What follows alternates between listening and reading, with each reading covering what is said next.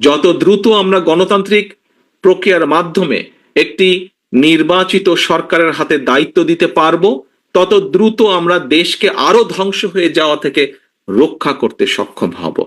যারা সংস্কার সংস্কার করছেন, প্রতিদিন প্রতিনিয়ত সংস্কারের কথা বলছেন, সেই সময় এই মানুষগুলোর মুখে সেই স্বৈরাচারের বিরুদ্ধে সাহস করে দাঁড়িয়ে কোনো সংস্কারের কথা আমরা বলতে শুনিনি। তখন কিন্তু শুধু বিএনপি বলেছিল, বিএনপির নেতাকর্মীরাই বলেছিল সংস্কারের কথা। ৩০ দফা নামক আমরা ৩১টি দফা দেশের মানুষের সামনে উপস্থাপন করেছি।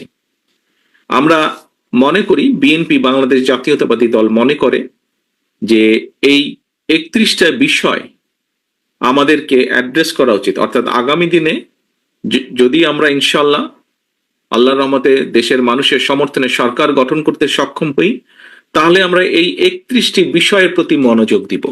এবং আমরা বিশ্বাস করি এই ৩১টি বিষয় যদি আমরা কাজ শুরু করতে পারি, তাহলে দেশের মানুষের অবস্থা এবং দেশের অবস্থা কিছুটা হলেও আমরা ভালো করতে পারবো, বেটার করতে পারবো। এখন সম্মানিত উপস্থিতিবৃন্দ, এই ৩১ দফার ভেতরে কি আছে কি আছে আপনারা মোটামুটি জেনেছেন। এখন এই ৩১ দফা আমরা কেন দিলাম? দেখুন, বিএনপি একটি রাজনৈতিক দল। এই দলটি রাজনীতি করে বাংলাদেশের জন্য। এই দলটির রাজনীতির লক্ষ্য উদ্দেশ্য হচ্ছে বাংলাদেশের মানুষের জন্য, বাংলাদেশের মানুষের জন্য কিছু করা। এখানে বেশ অনেক মুরব্বী বসে আছেন, আমি দেখছি। মুরব্বী যারা আছেন আপনাদের নিশ্চয়ই খেয়াল আছে, শহীদ রাষ্ট্রপতি জিয়াউর রহমান যখন দেশের দায়িত্বভার গ্রহণ করেন, তারপরে কতগুলো পরিবর্তন এসেছিল। তার মধ্যে একটি দুইটি পরিবর্তন যদি আমরা আলোচনা করি, প্রথম পরিবর্তনই হচ্ছে দেশের আইন শৃঙ্খলার উন্নয়ন। দ্বিতীয় আরেকটি বড় পরিবর্তন হচ্ছে যে ৭৪ সালে যেই দুর্ভিক্ষে লক্ষ লক্ষ মানুষ না খেতে পেয়ে মারা গিয়েছিল, শহীদ জিয়ার সময় খাল খননের মাধ্যমে খাদ্য উৎপাদন বৃদ্ধি করা হয়েছিল, যাতে করে খাদ্যের অভাবে মানুষ মারা না যায়। এর পরবর্তীতে আরো ইতিহাস গড়িয়েছে, সময় গড়িয়েছে, গণতন্ত্রের চর্চা হয়েছে, বাধাগ্রস্ত হয়েছে, স্বৈরাচার জোর করে ক্ষমতা দখল করেছে, আন্দোলন হয়েছে, আন্দোলনে জনগণের বিজয় হয়েছে। সেই বিজয়ে জনগণ আবার ৯১ সালে বিএনপিকে দায়িত্ব দিয়েছে। বিএনপিকে দায়িত্ব দেওয়ার পরে দেশনেত্রী খালেদা জিয়া দায়িত্বভার গ্রহণ করেছে। তখনও আমরা দেখেছি কিছু পরিবর্তন হয়েছে। কি পরিবর্তন? এগোনোর চেষ্টা করেছে দেশ সামনে। আমরা দেখেছি নারীদের শিক্ষার ব্যাপারে একটি যুগান্তকারী পদক্ষেপ গ্রহণ করা হয়েছে। আমরা দেখেছি যে কিভাবে শিল্প কারখানার প্রসার লাভ করেছিল বেকারদের কর্মসংস্থানের জন্য। প্রিয় উপস্থিতিবৃন্দ, আমাদের লক্ষ্য যেহেতু, অর্থাৎ বাংলাদেশ জাতীয়তাবাদী দল বিএনপির লক্ষ্য এবং উদ্দেশ্য হচ্ছে দেশ এবং দেশের মানুষ, কাজেই যখন বিগত ১৫ বছর বাংলাদেশের মানুষ স্বৈরাচারের বিরুদ্ধে লড়াই করছিল, তাদের রাজনৈতিক অধিকার প্রতিষ্ঠার জন্য, তাদের ভোটের অধিকার প্রতিষ্ঠার জন্য, তাদের বাক স্বাধীনতার জন্য, সর্বোপরি জনগণের অর্থনৈতিক মুক্তির জন্য যখন সংগ্রাম করছিল, সেই সময় সকল বিষয় বিবেচনায় রেখে বাংলাদেশ জাতীয়তাবাদী দল আমরা প্রথমে ২৭ দফা ঘোষণা করেছিলাম। তার পরবর্তীতে বিভিন্ন রাজনৈতিক দল যাদেরকে সাথে নিয়ে যারা বিএনপির সাথে অথবা বিএনপি যাদেরকে সাথে নিয়ে স্বৈরাচার বিরোধী আন্দোলনে নেতৃত্ব দিচ্ছিল, স্বৈরাচার বিরোধী আন্দোলনে মাঠে ছিল, তাদেরকে সাথে নিয়ে আমরা ৩১ দফা পরবর্তীতে ঘোষণা করি। এবং এই ৩১ দফা সংস্কার কর্মসূচি বলেন বা দেশ উন্নয়ন কর্মসূচি বলেন, যেভাবেই আমরা বলি না কেন, এটি আমরা এমন এক সময় দিয়েছিলাম, এমন এক সময় জাতির সামনে আমরা উপস্থাপন করেছিলাম আজ থেকে ২-২.৫ বছর আগে, যখন বর্তমানে অনেক মানুষকে আমরা দেখছি যারা সংস্কার করছেন, প্রতিদিন প্রতিনিয়ত সংস্কারের কথা বলছেন। সেই সময় এই মানুষগুলোর মুখে সেই স্বৈরাচারের বিরুদ্ধে সাহস করে দাঁড়িয়ে কোনো সংস্কারের কথা আমরা বলতে শুনিনি। তখন কিন্তু শুধু বিএনপি বলেছিল, বিএনপির নেতাকর্মীরাই বলেছিল সংস্কারের কথা। তবে আজকে যারা সংস্কারের কথা বলছেন, আমরা তাদেরকে আন্তরিকভাবে ধন্যবাদ জানাই। তখন হয়তো বলেননি, কিন্তু এখন বলছেন, তাদেরকে আমরা আন্তরিকভাবে ধন্যবাদ জানাই। কারণ আমরা যেই কাজটি 2 বছর আগে থেকে শুরু করেছিলাম, যখন আমরা জানতাম যে এই স্বৈরাচারের পতন হবে। হয়তো আমরা অগাস্টের 5 তারিখটি জানতাম না, কিন্তু আমাদের দৃঢ় বিশ্বাস ছিল যে স্বৈরাচারের পতন আর বেশি দূরে নয়। আমরা দেশের মানুষের সামনে উপস্থাপন করেছিলাম এই 31 দফা। প্রিয় সহকর্মীবৃন্দ, সেই মানুষগুলো যারা আজ সংস্কার প্রস্তাবকে সমর্থন দিচ্ছে, আপনারা নিশ্চয়ই খেয়াল করেছেন, আমরা 2 বছর আগে বলেছি যে একজন ব্যক্তি 2বারের বেশি প্রধানমন্ত্রী হতে পারবে না। 2 বছর পরে আজকের যে এই অন্তর্বর্তীকালীন সরকার, তারা যাদেরকে বিভিন্ন কমিশনের দায়িত্ব দিয়েছে, সেই কমিশন আজকে 2-2.5 বছর পরে একই কথা বলছে। বাংলাদেশ জাতীয়তাবাদী দল 2 থেকে 2.5 বছর আগে বলেছিল যে একজন ব্যক্তি পরপর 2বারের বেশি প্রধানমন্ত্রী হতে পারবে না। আজকে 2 থেকে 2.5 বছর পরে বর্তমান সরকারের কমিশনের ব্যক্তিবর্গ ওনারা বলছেন যে একজন ব্যক্তি 2বারের বেশি প্রধানমন্ত্রী হতে পারবে না।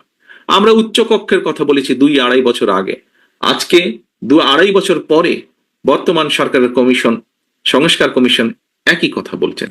এরকম আমরা আরো অনেকগুলো কথা বলেছি কম বেশি, যেগুলো 2.5 বছর পরে ওনারা বলছেন। হতে পারে আমাদের সাথে ওনাদের 100% মতামতের মিল নেই, হয়তো 80% মতামতের মিল আছে। তার অর্থ কি? তার অর্থ দাঁড়াচ্ছে যেগুলো মূল যেগুলো বিষয়, রাজনীতির মূল বিষয়, দেশের নীতি নৈতিকতার মূল বিষয়, রাজনীতির নীতি নৈতিকতার মূল বিষয়, সেগুলো কিন্তু বিএনপি অনেক আগেই বলেছে। এখন এটিতে গেল রাজনীতির বিষয়। প্রিয় সহকর্মীবৃন্দ, সম্মানিত উপস্থিতিবৃন্দ, রাজনীতির গুণগত পরিবর্তন আমরা আনতে চাই, বাংলাদেশ জাতীয়তাবাদী দল আনতে চায়। শুধু দল না, দলের ভিতরে যেরকম আমরা পর্যায়ক্রমিকভাবে চেষ্টা করছি, একই সাথে আমাদের যদি সুযোগ হয় ইনশাল্লাহ রাষ্ট্র পরিচালনা, তাহলে আমরা সার্বিকভাবে সেটি আনতে চাই। এবং সেই জন্য আমরা দল মত নির্বিশেষে সমাজের প্রত্যেকটি মানুষের সহযোগিতা আমরা চাই। একই সাথে শুধু রাজনীতির গুণগত পরিবর্তন আনলেই তো সবকিছু হয়ে যাবে না, সবকিছুকে হয়ে যাবে না, তারপরেও আসল কতগুলো বিষয় বাকি থাকে। কি সেই বিষয়?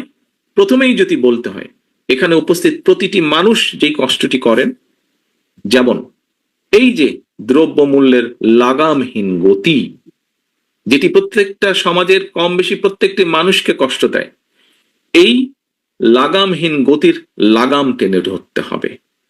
এবং এই লাগাম যদি টেনে ধরতে হয়, তাহলে পদক্ষেপ গ্রহণ করতে হবে। এটি গেল একটি। বাংলাদেশে বহু মানুষ আছে, বহু যুবক আছে, বহু নারী আছে যারা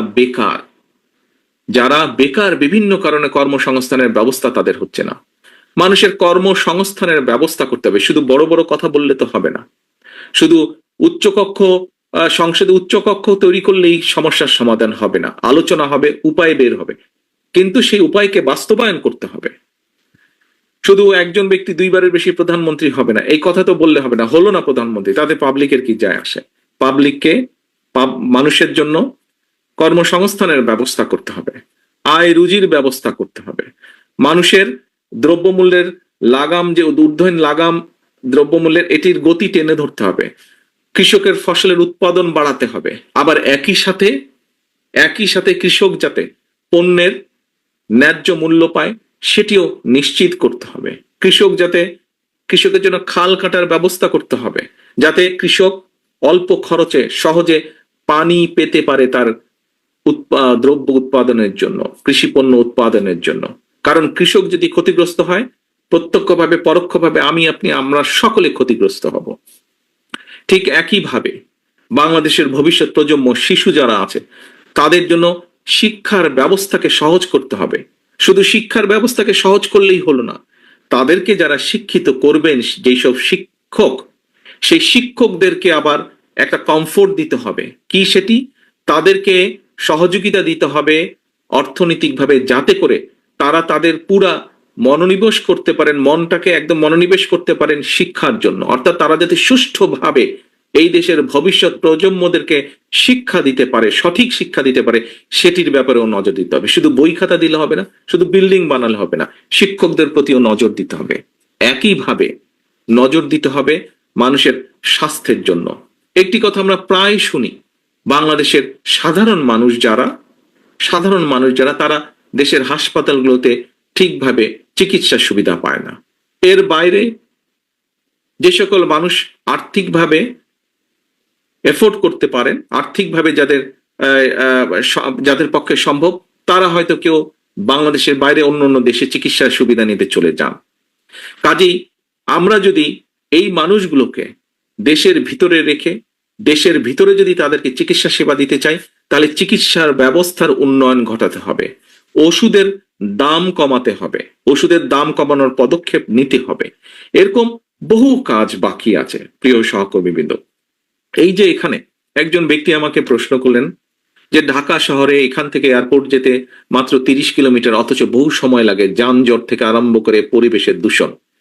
এই যে সমস্যাটা, যেই দুটো সমস্যা, পরিবহন সমস্যা এবং দূষণ সমস্যা, আমার তো মনে হয় এখানে উপস্থিত যে কয়েক হাজার মানুষ যে আপনারা আছেন, প্রত্যেকটি মানুষ এই কষ্ট প্রতিদিন সহ্য করতে হয়, প্রতিদিন সহ্য করতে হয় না আপনাদের? কাজেই যানজট হয়তো থাকবে, যানজট যাবে না, পৃথিবীর সব দেশেই সব রাজধানীতেই কম বেশি যানজট থাকে, কিন্তু সেই যানজটটাকে একটি সহনীয় পর্যায়ে নিয়ে আসতে হবে। 2 ঘন্টা 3 ঘন্টা ধরে যানজটের মধ্যে বসে থাকে, এটি কোনো স্বাভাবিক ব্যাপার হতে পারে না। কাজে আমাদেরকে উপায় বের করতে হবে কিভাবে এই যানজট সমস্যার সমাধানটাকে, যানজটটাকে কমিয়ে আনা যায়। ঠিক আছে, 15 মিনিট, 20 মিনিট, আধা ঘন্টা, 1 ঘন্টাও যদি হয়, সেটাও বেশি হয়ে যায় অবশ্য, 15-20 মিনিট, আধা ঘন্টা যানজট হতেই পারে। কিভাবে সেই উপায়টি বের করা যায়? এই যে বায়ু দূষণ, ধুলা বলেন, ধোঁয়া বলেন, আমি অনেকের কাছে শুনি বাংলাদেশ থেকে যারা আসেন যে ঢাকা শহরে নামার সাথে সাথে শ্বাসটা বলে ভারী লাগে নিতে, শ্বাসটা অনেক ভারী লাগে। এখন এতগুলো মানুষ যেখানে শ্বাস প্রশ্বাস নিচ্ছে, কেন সেখানে এই বায়ু দূষণ হবে? আমরা পত্রিকার পাতায় দেখেছি, আন্তর্জাতিকভাবে পত্রিকার পাতায় দেখেছি যে গত কয়েক বছর ধরে, 8-10 বছর ধরে বায়ু দূষণের র্যাঙ্কিং এ পৃথিবীতে ঢাকা শহর হয় 1 নম্বর হচ্ছে, নাহলে 2 নম্বর হচ্ছে। হয় ঢাকা একবার 1 নম্বর হলে দিল্লি 2 নম্বর, আবার দিল্লি 1 নম্বর হলে ঢাকা 2 নম্বর, দিল্লির সাথে কম্পিটিশন দিয়ে বায়ু দূষণে। উপস্থিতিবৃন্দ, এরকম অনেক সমস্যা আছে, আমাদেরকে এইগুলো আস্তে আস্তে ঠিক করতে হবে। এই যে কয়েকদিন আগে পত্রিকার পাতায় পরে আমিও দেখলাম, টিভি নিউজে আমি দেখলাম, কিছুদিন আগে ইশরাক তো বসেই আছে, আপনাদের এখানে 39 নম্বর ওয়ার্ড আছে। আমি সেদিন আম্মার সাথে বসে ঢাকার সংবাদ দেখছিলাম, নিউজ দেখছিলাম ঢাকার, হঠাৎ করে দেখলাম বাংলাদেশের একটি টিভি চ্যানেলে দেখাচ্ছে যে 39 নম্বর ওয়ার্ডে অনেক দিন ধরে একটি জায়গায়, বেশ একটি জায়গায় পানি জমে আছে এবং সেখানে এলাকাবাসীদের হাঁটা চলা সবকিছু বসবাসের অসুবিধা হচ্ছে। ঢাকার সময় বোধহয় তখন হবে রাত 3:30-4টা হবে বোধহয়। ইশরাক তখন কয়টা বাজে খেয়াল আছে তোমার? তো এরকম সময় আমি তখন ওকে ফোন করলাম সাথে সাথে, আমি বললাম যে ইশরাক, তোমার এরকম নিউজ দেখলাম, তো আমার মনে হয় তুমি একটু যাও, গিয়ে দেখো কি করা যায়, কতটুকু ব্যাপারটার কি সমাধান করা যায়। প্রিয় উপস্থিতি, কিন্তু আপনাদের সামনে এই জন্য লাস্টের এই ইশরাকের উদাহরণটা, ইশরাক পরের দিন গিয়েছিল, আপনারা বোধহয় অনেকেই দেখেছেন অথবা নিউজেও আপনারা দেখেছেন। তো ইশরাককে পাঠালাম আমরা, দলের পক্ষ থেকে ইশরাক ওখানে গিয়েছে এবং পরবর্তীতে আমাকে যতটুকু ইশরাক জানিয়েছে বা সংবাদের মাধ্যমে আমি যতটুকু জেনেছি যে সেখানে এখন চেষ্টা হচ্ছে কিভাবে সমস্যার সমাধানটি করা যায়। এখন সহকর্মীবৃন্দ, আমরা প্রায় উদাহরণ দেই যে আমাদের দেশটি এইরকম হয়ে যাবে, আমাদের দেশটি ওই রকম হয়ে যাবে। দেখুন, দেশটি যদি এইরকম হতে হয়, ওই রকম হতে হয়, কিরকম হবে জানি না, তবে আমরা যদি সকলে মিলে চেষ্টা করি, সকলে মিলে যদি যার যার অবস্থান থেকে যদি আমরা চেষ্টা করি, তাহলে অবশ্যই ভালো কিছু হওয়াটা অবশ্যই সম্ভব। এবং প্রিয় সহকর্মীবৃন্দ, আমি একজন রাজনীতিবিদ বা রাজনৈতিক কর্মী, রাজনৈতিক কর্মী হিসাবে আমি বুঝি যে সমাজে, রাষ্ট্রে যদি জবাবদিহিতা না থাকে, তাহলে কোনো কিছু টিকিয়ে রাখা সম্ভব না। জবাবদিহিতা থাকতে হবে। আমাদের সংসারেও কিন্তু জবাবদিহিতা থাকে যে এই কাজটি করা যাবে না, এই কাজটি করলে পানিশমেন্ট পেতে হবে, সন্ধ্যার পরে ভিতরে বাসায় ফিরে আসতে হবে। অর্থাৎ সমাজের কতগুলো, পরিবারের কতগুলো নিয়ম কারণ থাকে, এই নিয়ম কারণের মধ্যে চলতে হয়। আমি যখন এখানে এই অনুষ্ঠানে উপস্থিত হলাম, তখন আমি মাহাদি আমিনের বক্তব্য শুনছিলাম যে বিগত 15 বছর স্বৈরাচার কিভাবে বিভিন্ন প্রতিষ্ঠান ধ্বংস করেছে, কিভাবে বাংলাদেশের মানুষের অর্থ সম্পদ লুটতরাজ করে বাইরে নিয়ে গিয়েছে। প্রিয় সহকর্মীবৃন্দ, উপস্থিতিবৃন্দ, একটি জবাবদিহিতা ছিল না বলেই এই কাজগুলো করা সম্ভব হয়েছে। আজকে এই যে ইশরাকের যেই ঘটনাটি আমি আপনাদের সামনে তুলে ধরলাম, আজকে যদি সত্যিকার ভাবে সিটি কর্পোরেশনের নির্বাচন হতো, অর্থাৎ আপনাদের ভোটে, মানুষের ভোটে যদি ওয়ার্ড কমিশনার নির্বাচিত হতো, মানুষের ভোটে যদি ঢাকা দক্ষিণের মেয়র নির্বাচিত হতো, তাহলে কি ইশরাকের সেখানে যাওয়ার প্রয়োজন হতো? তাহলে কি সংবাদের দেখে আমার ফোন করার কোনো প্রয়োজন হতো না। কারণ যেই মানুষটিকে আপনারা নির্বাচিত করতেন, সেই মানুষটি আপনাদের কাছে আপনাদের দেখভাল করার জন্য বাধ্য থাকতো। কারণ সে জানতো যে আমি নির্বাচিত হয়েছে মানুষের ভোটে। এখন যদি আমি মানুষের সমস্যার সমাধানের উদ্যোগ গ্রহণ না করি, আমি যদি মানুষের সমস্যার সমাধানের চেষ্টা না করি, তাহলে পরবর্তীতে যে আবার নির্বাচন আছে, ভোট হবে, সেই ভোটে আমি হেরে যাব, সেই ভোটে মানুষ আমাকে ভোট দেবে না।